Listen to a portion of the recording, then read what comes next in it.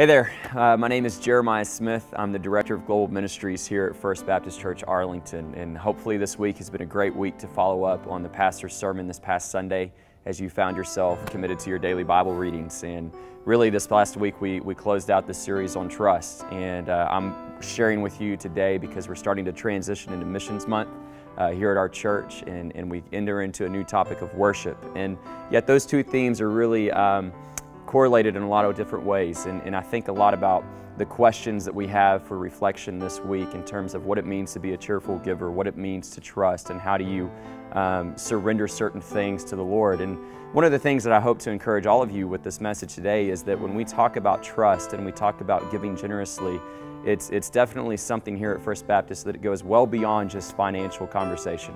It's something that goes into the elements of how you provide time, energy, talent, just who you are. How do you surrender those things to the Lord? And that takes a high level of trust in surrendering the different things that God has gifted you with and using them for kingdom work. And I think that really helps lead us into what worship lifestyle looks like. That if you think about certain passages in Romans, that we offer our bodies as living sacrifices, that's the true spiritual act of worship. That really joining in a union with God is a worshipful thing that allows us to go and to proclaim His good word.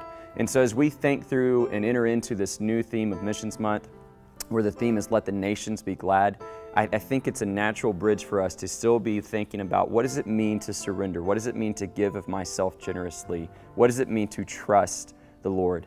And one of the things that I would share with you personally as I've wrestled with that is that in my own personal call to missions, I can tell you that so much of it took place when I was 16 years old, and I felt it just challenged to me when somebody said, what is it going to take for you to go and trust the Lord with everything that you are?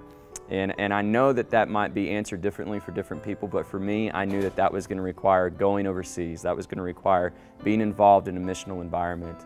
And so in that, it gives us a clearer picture of the Lord. It gives us a clearer picture of who He is.